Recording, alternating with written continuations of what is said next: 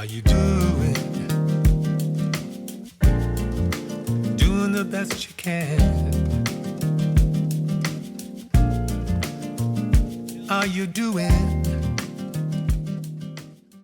Okay, welcome all you citizens of the world, you friends, you family, you neighbors, you brothers and sisters. From Chicago, I'm Michael James. I'm here along with Emilio Davis in the background, who's doing the engineering, and we're here for you with another episode, another edition of the Live from the Heartland show.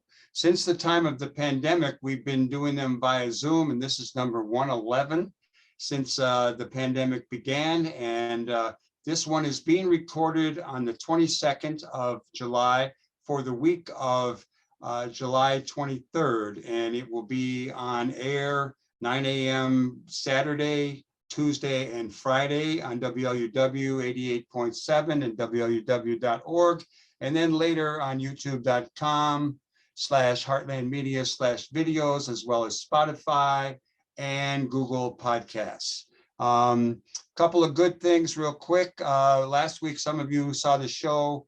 We did an interview with Chick Street Man, and he's in town for Pearls Rollin' with the Blues, a play up at the Writers Theater in Glencoe. And I went up on Wednesday, and it was really wonderful. The last days you could see it will be on Saturday afternoon and Saturday night, the 23rd. So do it if you can. Another good thing is the national program to combat HIV in Botswana was launched 23 years ago when HIV transmission rates from mothers to newborns was at 40%. Last week, the World Health Organization celebrated that number that has dropped to less than 1%. That's a good thing. A bad thing that Katie Hogan has pointed out, I want you all to pay close attention to, is the Obergefell, Obergefell, if that's spelled right, and Hodges was the SCOTUS, the Supreme Court's decision that legalized same-sex marriage in 2015. It's now being threatened for real. Imagine the concern of losing that right with children involved, healthcare decisions, etc. Some of the bad guys are Ted Cruz and Clarence Thomas. They want it overturned. And if we don't turn the Senate or maintain a better lead in Congress, we face the specter of a red-blue state divide that's worse than it is now. Biden has COVID. Alexandria Cortez and other House Democrats, including our own Congresswoman Jan Schakowsky, were arrested in an abortion rights demonstration. A friend of ours, Dave Moburg from In These Times, a writer, activist, he passed away, another sad situation. Our guests, both Don Rose and Marguerite Horberg, will mention him today, and when we talk with them. We also are going to have our friend Russ Bradford come on and talk a little bit about Bobby Byrd, who passed away in El Paso, and we're going to share some information about Bobby. On the heat front, the heat roils over the planet. Fires are burning in Europe and the US.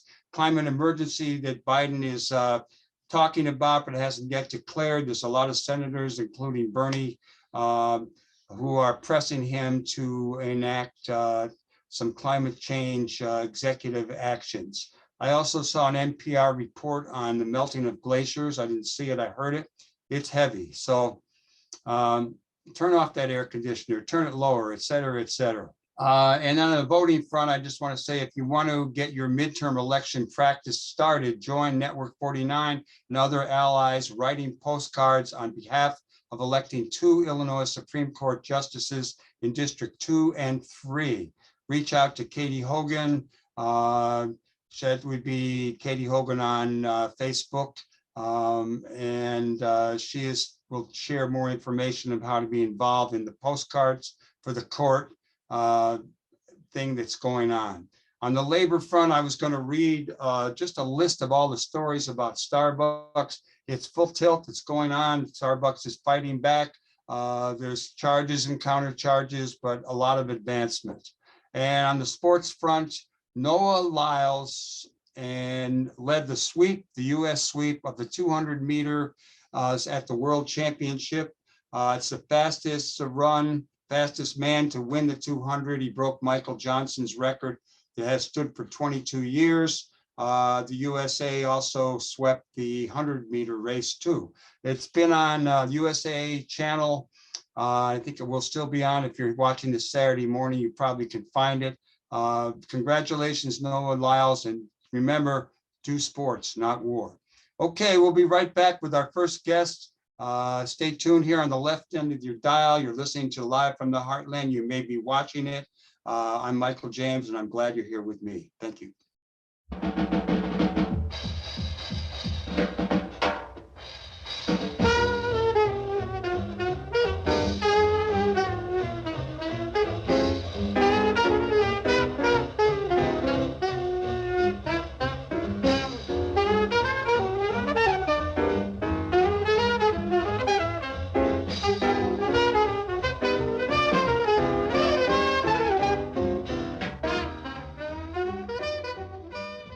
Well, really glad to have as our next guest someone we've known a long time who's been real active in and around Chicago, bringing about justice for the people, the one, the only Marguerite Horberg.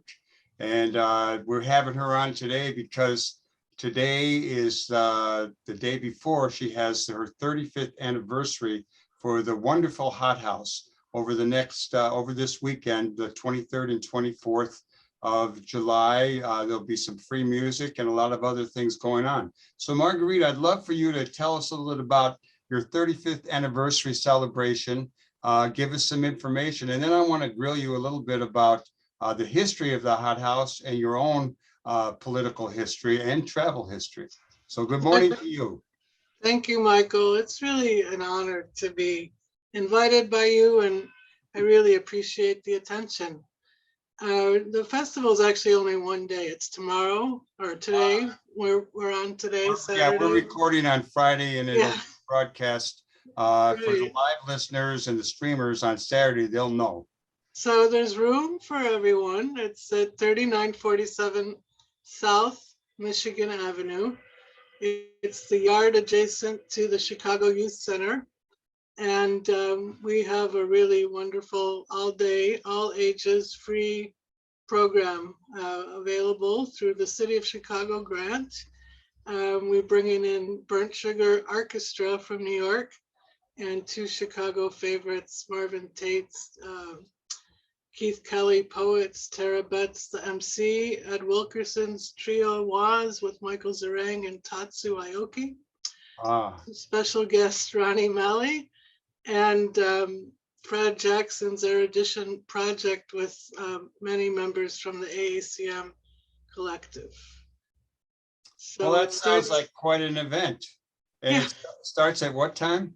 It starts at 3 p.m. is the art making with Mikael, where you can make your own jewelry and go home with something, some bling, and flash it during the show. So there's something for everyone. And what time does the music start?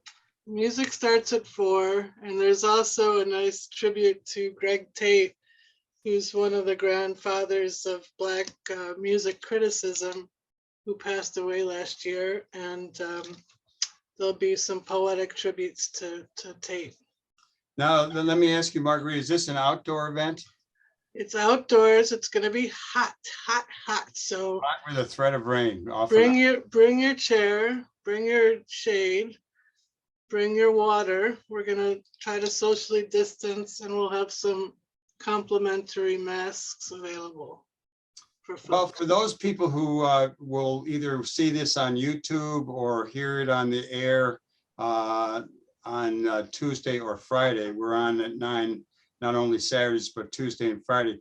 They won't be able to come, but why don't you give them and me again a little bit of history about the Hot House. You've been around 35 years, you're celebrating that.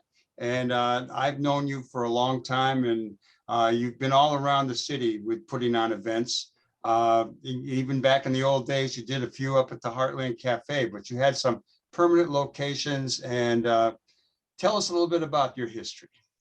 Well, thank you. I just also want to tell people that it's going to be live streamed. So if you feel like it's too hot or you're not going to be able to come out, we'll be on, go to our Facebook page, Hot House Chicago, and you can see the live concert. So yeah, Michael, we started, many of your listeners on this show remember the glory days of Harold Washington. And so many of us were inspired by that campaign. And Hot House was launched kind of in parallel with the victory of Harold Washington. So our first event was the All Chicago tribute, artist tribute to Harold Washington. And when we did that event, we decided to become a permanent nonprofit organization. And like you've said, we've had two pretty robust cultural centers. The first was in Wicker Park. And at the time we were in Wicker Park, we were allied with the Puerto Rican Cultural Center and the Fair Share organization. And so our political work, even though we were a cultural organization, was very keen on retaining industrial retention in Wicker Park, the Job Save Stuart Warner campaign, and keeping some of the industry in that area was some of the things we were allied with. So, we were also very early in the game at supporting queer culture and did a lot of programs for AIDS activism, HomoCore, and a lot of things to have town halls where we really tried to encourage and perpetuate the legacy of Harold after his demise. So we were always kind of centered in the intersection of culture and social justice. And in the early 80s, we were fortunate, as was the Heartland, to bring people who were working on Nicaragua solidarity with El Salvador, the ANC. Many of these organizations, if people can recall, were actually on the terrorist list back in the 80s, the ANC was. And so we were very pleased to use Hot House as a place where people could raise money and raise consciousness, and to build sort of an internationalist relationship with people around the world, people in Chicago who had international connections, and to really advance the cultural dialogue about how to have a multiracial coalition of people interested in justice and actually from a socialist point of view. Well, let me read to you something I got up probably off your website, but it's about your mission is to instigate, produce, and otherwise facilitate participatory, multidisciplinary events that create opportunities for high caliber artistic practices that extend our collective resources into underserved communities and foster the international exchange of ideas and methods within the context of progressive social change praxis. I haven't heard that word praxis for a while. Will you translate that for us and tell us, after you gave us some history, what your mission is?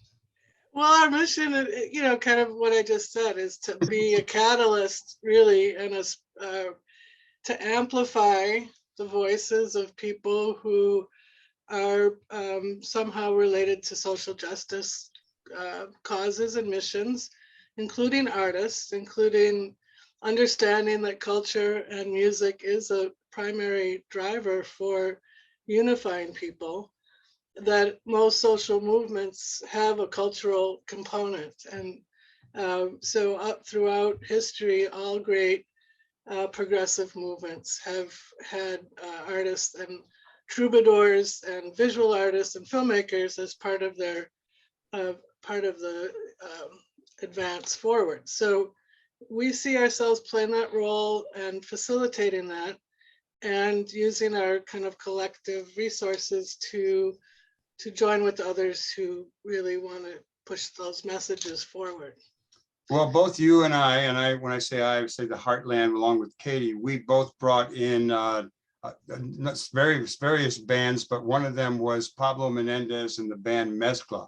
And one of the things I've noticed about you is that you have a great interest in Cuban music. You traveled to Cuba. You want to tell us a little bit about bringing Cubans to the States? I know in our case, we during the Bush years, they couldn't come, but before that and after that, we brought them, as did you. Michael, I'm really glad you brought that up. I mean, I was just in Cuba. I was just with Pablo, actually, and we're going to try to screen, and maybe we can work with you to screen the documentary about his amazing mother, Barbara Dane. I think that, to me, Cuba has always been a beacon of what's possible. And, we try to go there and we try to take people there and we try to have these exchanges, because I think in the world right now, in the US, we live really in a bubble. And, once you get out of the bubble, especially in the 49th Ward. I just think it's so important to meet people who, even if it's a struggling experiment and it has its own flaws, that people are committed to the process of trying to create new men and new women, as they say. And so, our work in Cuba has been not only because it's just an amazing font of culture, not only music, but film and literature and the visual arts, but just talking to people who are so committed personally and culturally to progressive ideals is so important right now. I just feel like we're besieged in this country with, as King said, the nattering nabobs of negativity, and just to be able to hear and be around people who are struggling against enormous odds, but still making such dynamite work is really refreshing. So our project, we have a new project, which is making a documentary about Guantanamo. And it's about how Afro-descendant people have maintained their cultural traditions in spite of being in the shadow of the most notorious prison on earth. And so we just spent time there in the last 2 weeks filming and interviewing some of these cultural treasures. So, I mean, I think, we also were able to pass a resolution in Chicago to end the blockade. And I think that it's really important that everybody push Biden to act, because, he hasn't done anything. And in fact, it's almost worse than it was. And it's definitely worse than Obama. People are really suffering right now. And it's really important for people who have any kind of heartbeat to actually pick up their phone. You mentioned Barbara Dane, Pablo's mother, and I was always impressed that I remember her as a folk singer after she was a jazz and blues singer. Yeah. And I know she took Pablo as a young kid who was on the streets in Berkeley, took him to Cuba, and he really never came back. But we did, for people who want to know a little bit more about her, we did interview her in the last 6 months, I believe. And if you go to youtube.com/heartlandmedia/videos and punch in her name, you can see that interview. I heard, yeah, that was a good one. Yeah. Now, I saw somewhere else that you've been called a jazz hero. And do you know where that came from and what that refers to? Yes, it was after a long spell, but thankfully I was recognized. And that was the Jazz Journalist Association. And the president, Howard Mandel, lives in Chicago. He will be giving the Lifetime Jazz Journalist Association Award on Saturday today to Jared Nickerson, who's the co-founder of Burnt Sugar Artistic Orchestra Chamber for Greg Tate, who I mentioned earlier. So I feel like I'm in esteemed company. There's a lot of great jazz journalists, jazz heroes, and jazz community in the world. We love jazz. Yeah. And speaking of jazz, I'm not sure you saw any or heard any, but I've noticed some reporting about your travel in your youth, but also Katie wanted me to ask if you've taken any good trips lately. And I think she was referring to you just were in Africa. So how about a little background on you, where you came from, a couple of things that influenced you, and what it was like in Africa?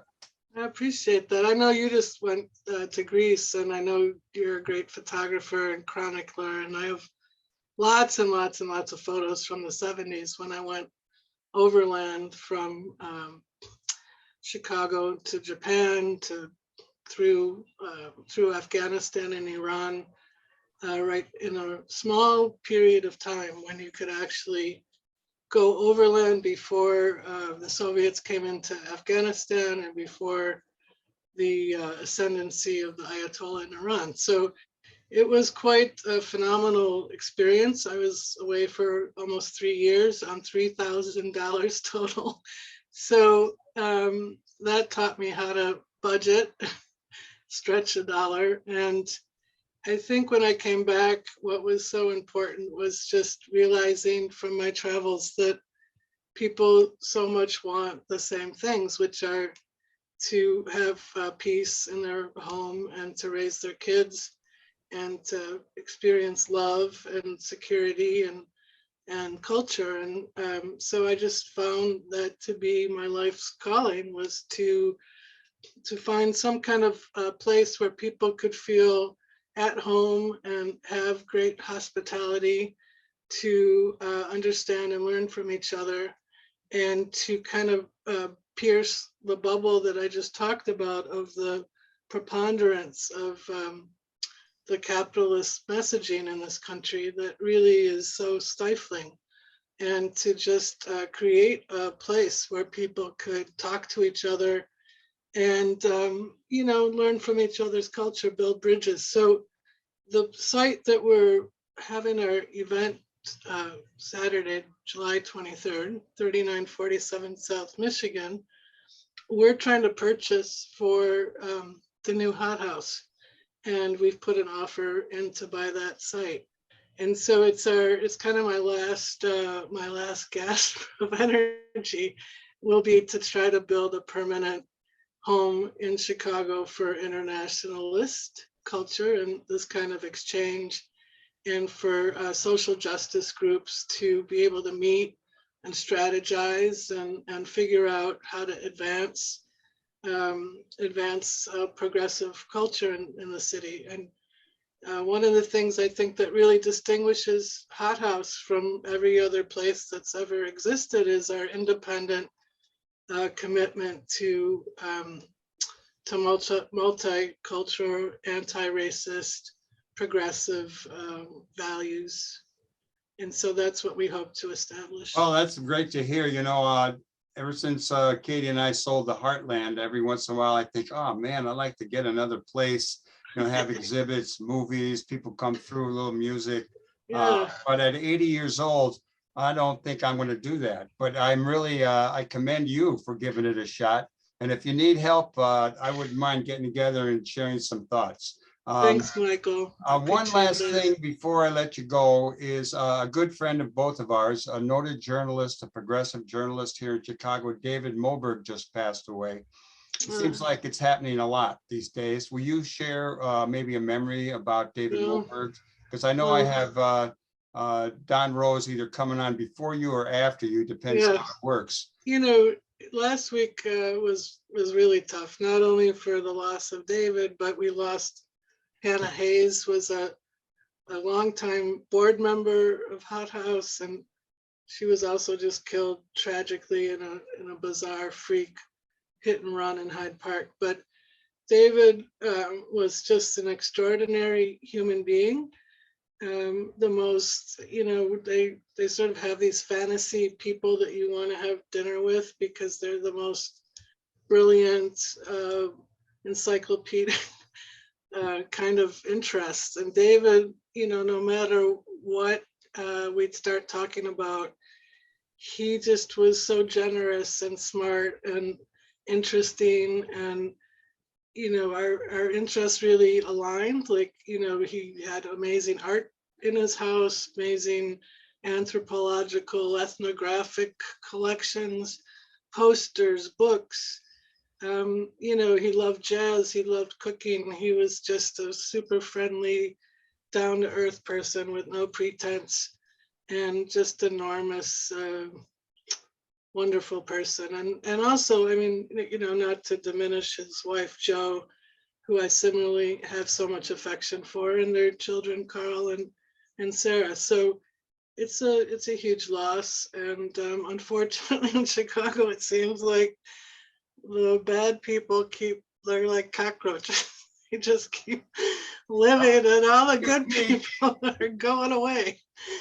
Okay, one more time, your event, which is on Saturday. Those of you who listen on wluw.org or where it's streamed or at 88.7 FM on Saturday, you'd be able to go. So give us the address of the Hot House's 35th anniversary celebration.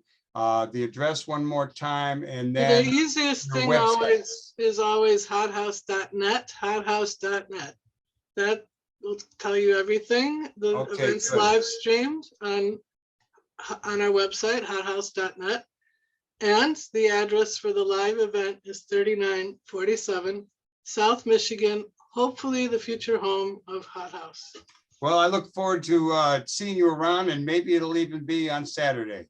Okay, Depends. come on down. It's great to have you on, Marguerite. Thanks, Thank you very Michael. much. Appreciate it.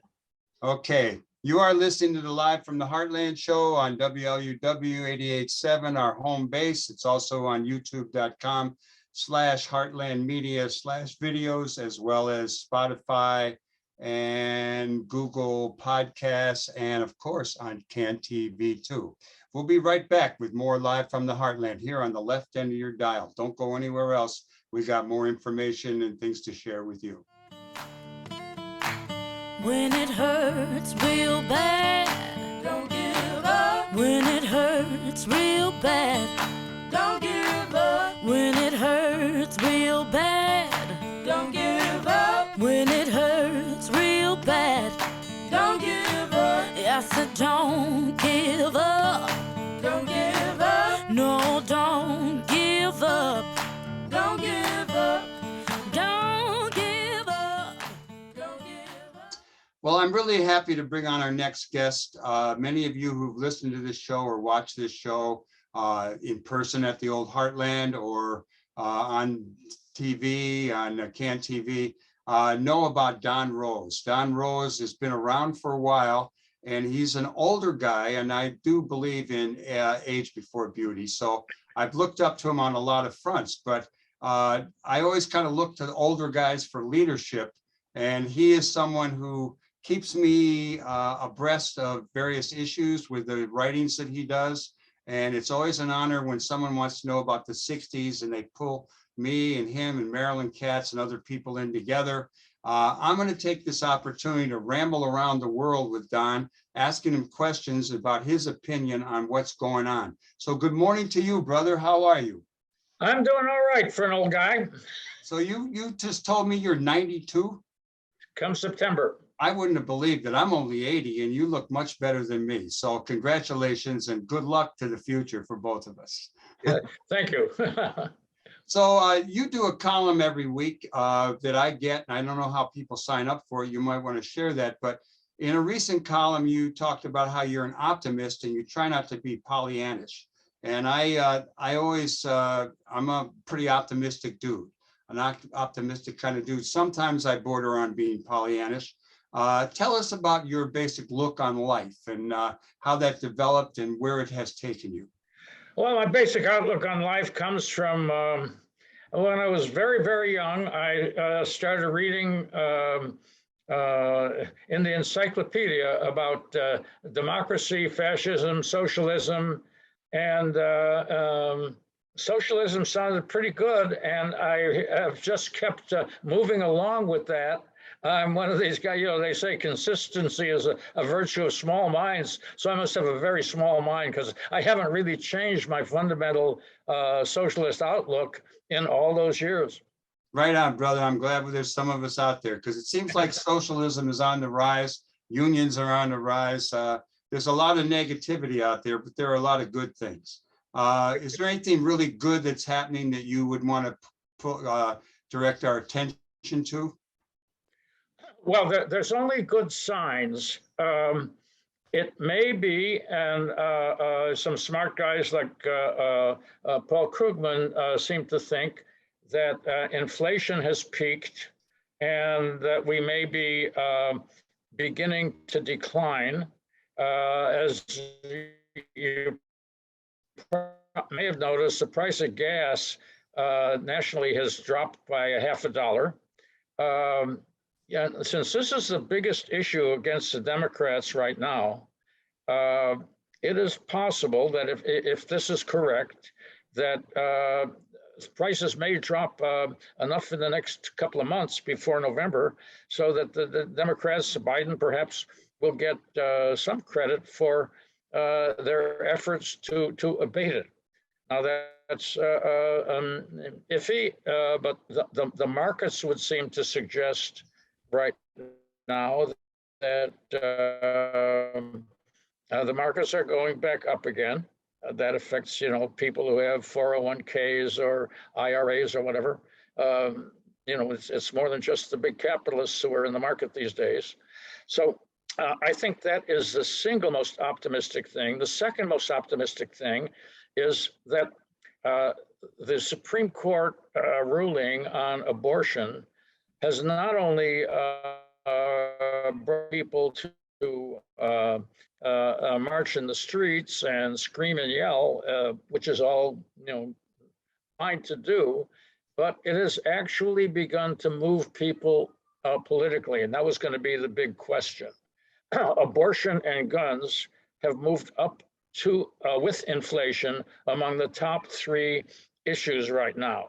Now that is to the advantage, obviously, of Democrats, who face an awful lot of pressure going in the other direction, and particularly history, which shows that in 9 out of 10 or more cases, the party in power in the presidency gets clobbered in the midterms. This happened to Obama, as you well know.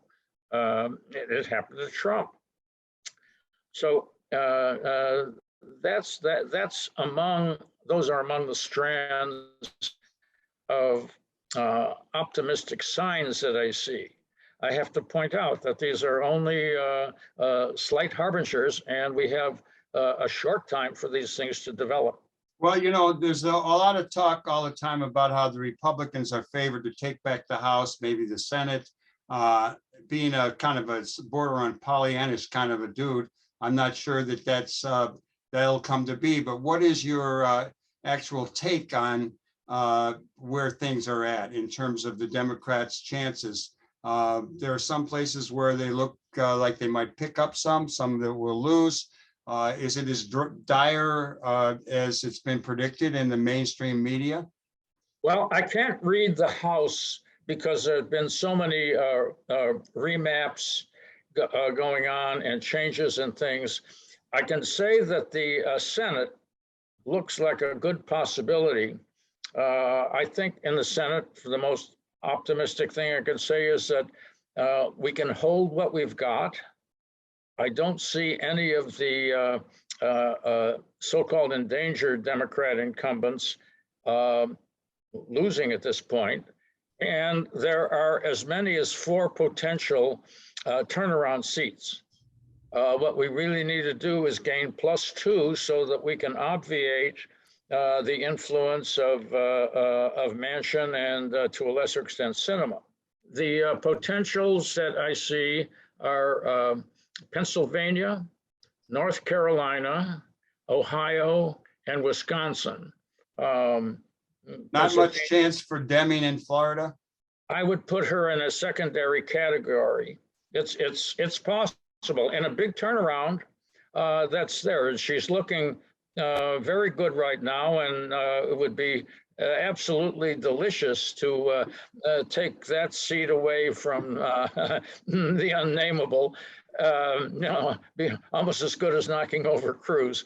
Anyway, yeah, I would say she's showing better than I had expected at the moment.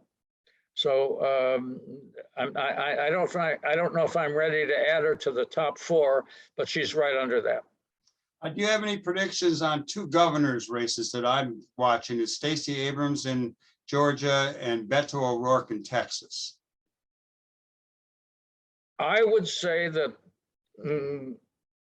those are both feasible, but I would have to say that in both instances, I would deem them slightly behind right now.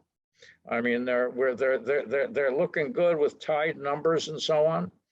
The fact is, I think that Georgia is slightly more possible than Texas, but Texas is still within reason there, because Abbott is looking worse and worse to people, and we may just get the abortion issue, and as well as the stupid handling of the Uvalde murders.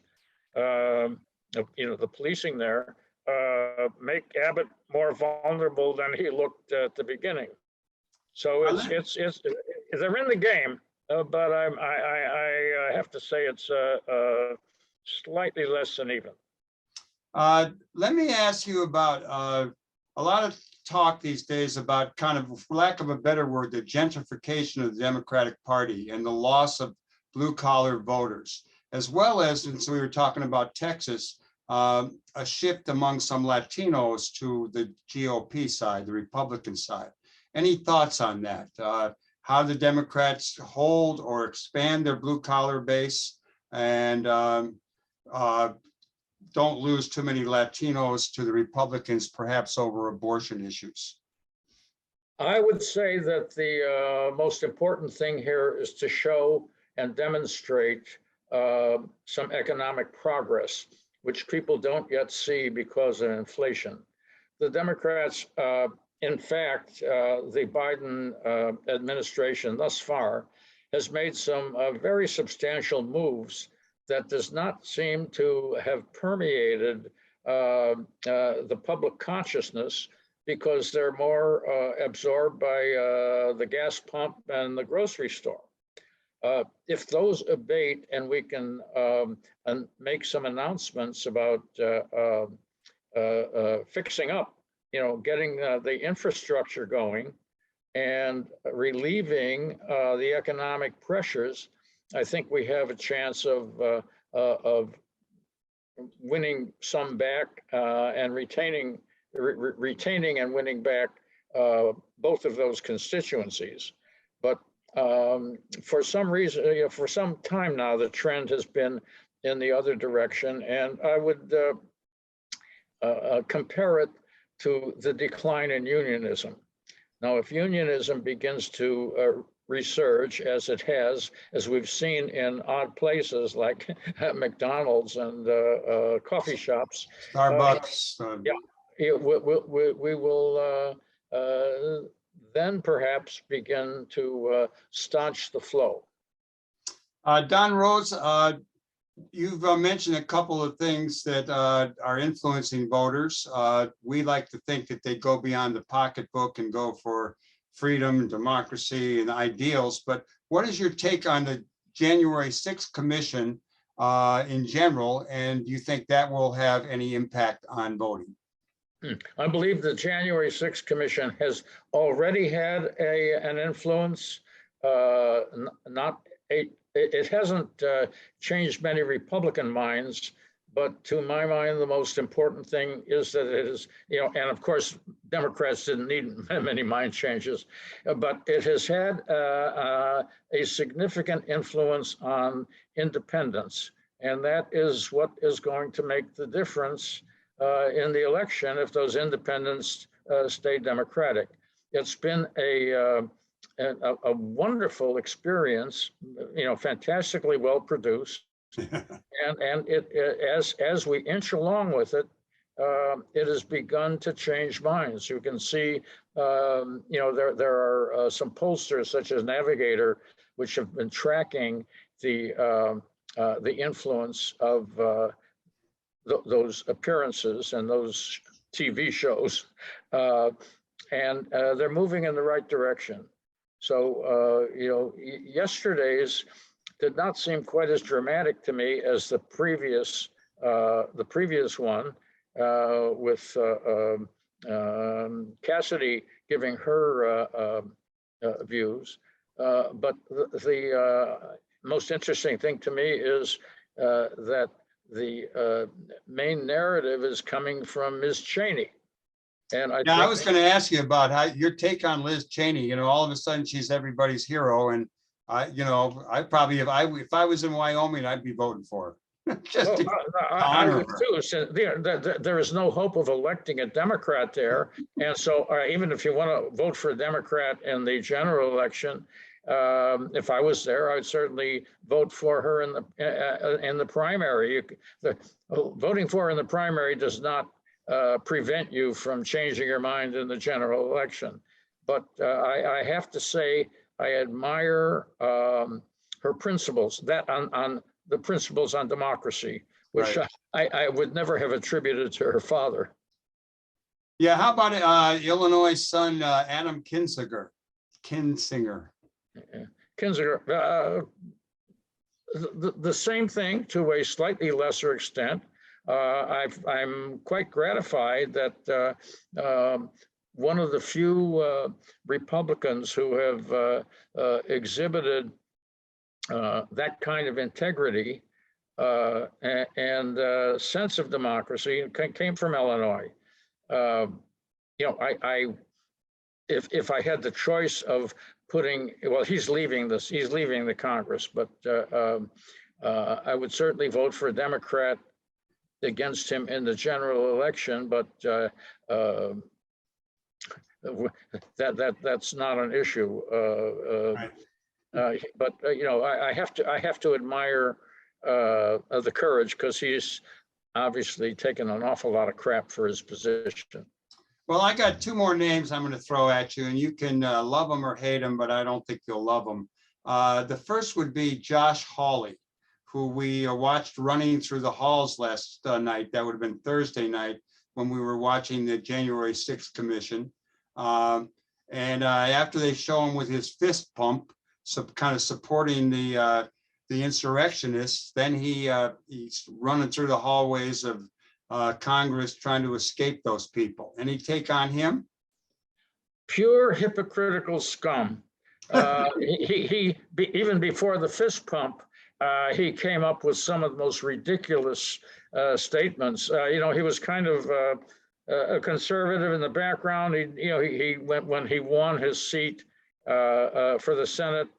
He was kind of a blah conservative, and then he turned nutcase, or seemed to.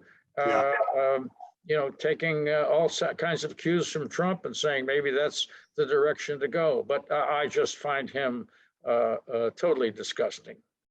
Okay, one other guy who, we wanted to like and we hoped he would change, and but he keeps sticking it to us. And that would be Mike Manchin, the senator from West Virginia, whose daughter is a big time investor and owner of some prescription drug companies, et cetera, et cetera. What's your take on Manchin? What should happen around him, and even Sinema in Arizona? Sinema's not up for a couple of years. You can't, at the moment, throw Manchin out of the party, which one should do. I mean, he is a hypocritical, money-grubbing bastard, and but his one vote that is useful is keeping the Democrats in power. If he left us, we would once again be under the Republican regime in the Senate. So that's the only reason I say let's not excommunicate him. Let's make him unimportant by winning a couple of more seats, so it doesn't matter what he does. This is not the kind of man you want with his hands around your throat. That's for sure. Let me see what else I got. Let's go to Illinois briefly. We don't have too much time left, but one of the things going on in Illinois that we're encouraging people to pay attention to is a couple of Supreme Court cases, elections. Any take on that and the importance of the Illinois Supreme Court staying with Democratic control? Well, I think it's very important, particularly with the potential of the abortion issue coming up, and possibly even gay marriage or contraception. So I mean, we've the Democrats who are running. There's two potential seats. We've got to get them both. People have to work on those, and too often. We think of the top line, governor or president, and those other, and the fact that we've ignored things down ballot too often is why we're in the mess we're in right now. So just fine, vote Democratic. I'm really sorry we no longer have the straight ballot punch. I've been telling people, don't forget to vote unless you're voting Republican, and then I go into it. We're going to run out of time, but and we'll bring you back probably on numerous occasions. But let me finally ask you to focus on Chicago for a minute. We don't have an election until February. No, it's actually February 28th, I believe, and then April 4th for runoffs if people don't get 50%. A number of alderpersons are leaving, Harry Osterman and some other people. Any thoughts on the future aldermanic elections, people to watch, and any positions or thoughts on the mayoral race, Lori Lightfoot, et cetera? Well, I don't know how some of these seats are going to go. There's some new people. My young man I've known all his life, Sam Royko, is running in the first ward. Some other people, my own alderperson, Michelle Smith, has just dropped out or said she's quitting. I don't know why. So I haven't really examined the field. The thing I can say right now is that I don't see a specific threat to Lori Lightfoot with all her faults and her problems, which we could enumerate at some other time. But the opposition is so scattered. The only one I see with any potential to get her into the runoff is Paul Vallis, but he has never done very well in elections. He doesn't seem to connect. And I was not a fan of the way he ran the school system. He was for charter schools and high stakes testing and so on. So I think Lightfoot's main strength right now is the fact that her opposition is weak and scattered, but that's the way it looks to me right now. Well, we're going to bring you back for that. And I want to thank you for coming on, Don. You always give me a lot of food for thought, as they say. And I look forward to running to you in person pretty soon. Keep up the good work. You're a crucial dude in giving us the lay of the land. Thank you so much. You are listening to the Live from the Heartland show. We're going to be right back in a moment. They're going to have a little musical break. So take off, hit the bathroom, get another cup of coffee. We'll be right back with another guest. Sunshine on my shoulders makes me happy.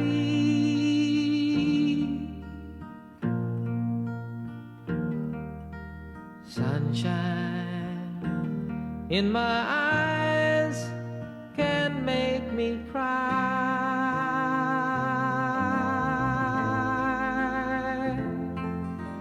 Sunshine on the water looks so lovely.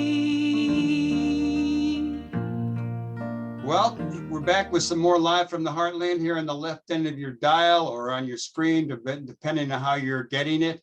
And last week, when Katie was doing the show, she talked to both Russ Byrd and Steve Yellen from El Paso doing basketball in the barrio, and talking about that great program about 100 yards from the Mexico-US border in the Rio Grande. And Back in the day, Russ was a customer at the Heartland Cafe. He ended up writing for the Heartland Journal. And at some point, he invited me down to El Paso to participate in Athletes United for Peace's basketball in the barrio that he and Steve produced. And they told a lot about it last week. But also what came up last week was one of the people I met down there, a wonderful fellow named Bobby Byrd, passed away. And Russ is going to share with us a little bit about Bobby Byrd, the poet, the publisher, and the citizen extraordinaire. And let me just say, Russ is a writer, and he has 4 books about basketball out. I took the pictures in some of them.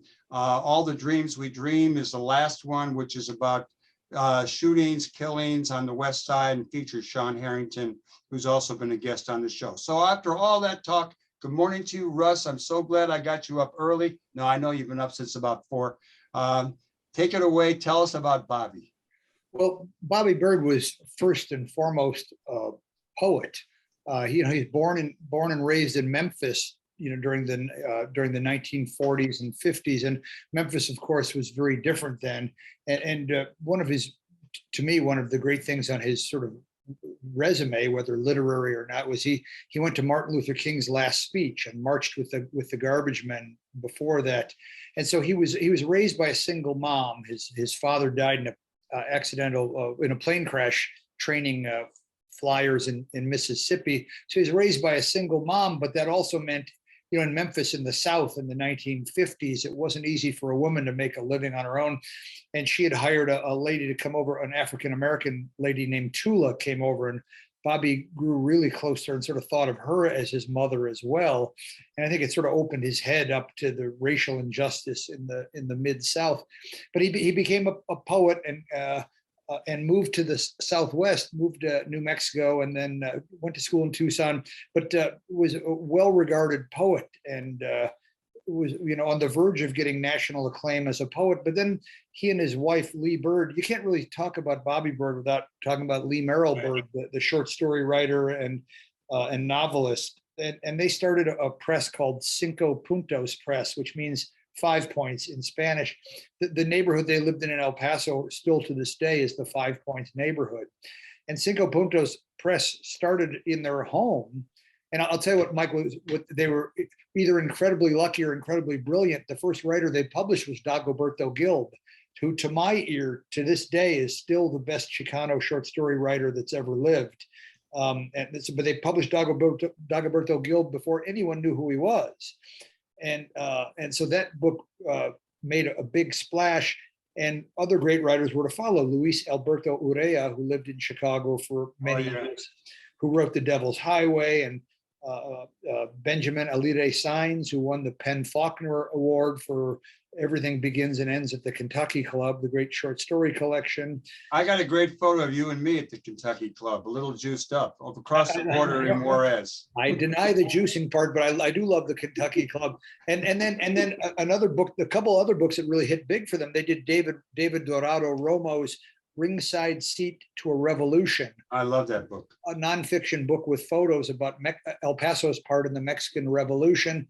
And then they fairly early in Cinco Puntos' existence, Bobby Byrd discovered Joe Hayes, the bilingual storyteller, and his book about La Llorona has sold 500,000 copies. And so they latched onto some pretty great writers fairly early in their career. I'm talking about Bobby Byrd, the poet, and Lee Merrill Byrd, the short story writer.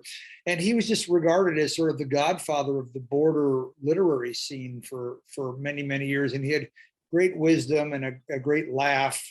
And he was extremely emotional and passionate.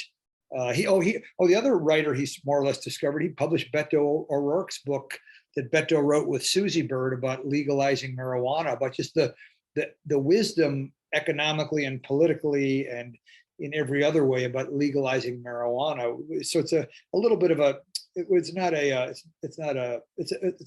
leans towards an academic book, but it's a short book and really brilliant. And I'm always surprised that no one has ever really held that against Beto, but as the country has shifted from putting people in jail for marijuana to turning it into a business, that book never really caused the controversy I thought that it would.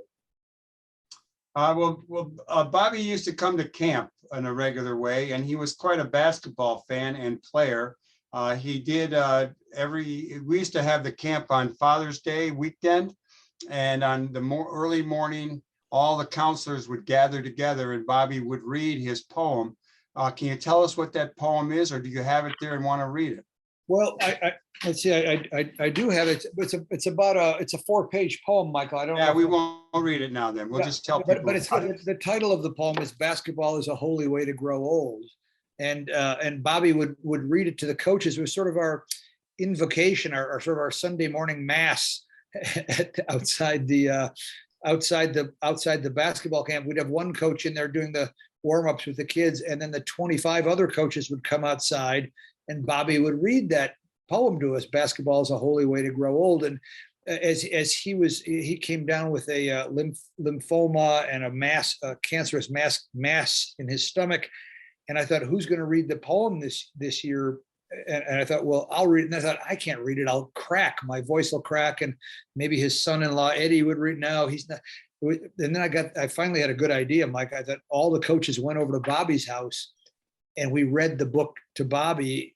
He was in what turned out to be his deathbed because he died the next day. But we read him "Basketball is a Holy Way to Grow Old." It was like a Greek chorus where we were all reading at the same time. And it started pelting. Well, it started raining slowly when we started.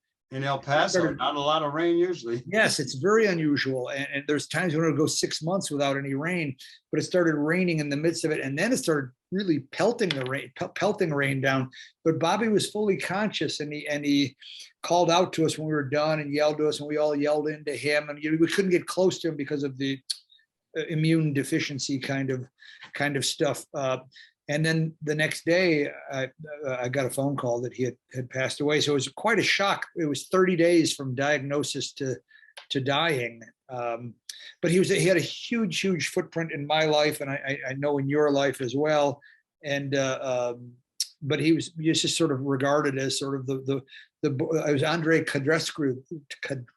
I can never pronounce his name. There are a few names that are rough. that I'm fine on the Spanish names, but it was Cadrescu who called him the Border Bard, and so he was somewhat of a legendary figure on the border, but also really well known in publishing because Cinco Puntos Press won several important. Oh, and maybe the most interesting thing was he got an NEA grant to publish a book of poetry, and it turned out to be by Subcomandante Marcos, the revolutionary leader from Chiapas, Mexico. And when the NEA was sort of informed about what they were doing, publishing the book by a revolutionary, they reneged and pulled the funding from Cinco Puntos, and that became national. So he became more famous for the funding. It's like if you get a book banned, you're actually more famous. Yeah.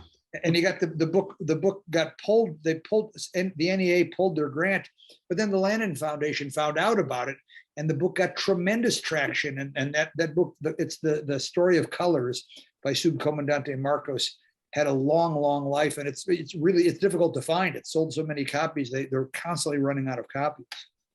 Well, Russ Bradford, I want to thank you for sharing that. We're going to probably have you on the show for other reasons soon. I'm going to see you tomorrow when we go to a White Sox game.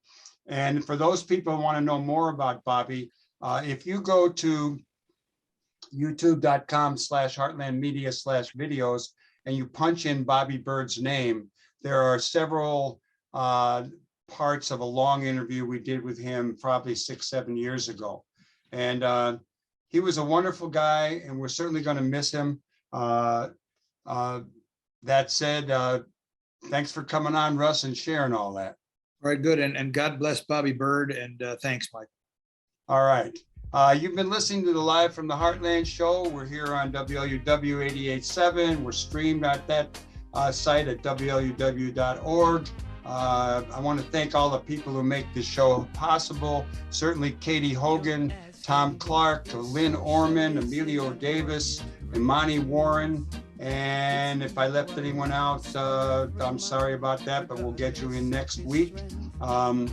There's a lot to do in the world out there. The world needs all the good and the effort that you and I and everyone else puts into it. So get off your derrieres and have a great day. And let's take it to the limit with bringing about some real significant social change in America and the world. Over and out, all power to the people.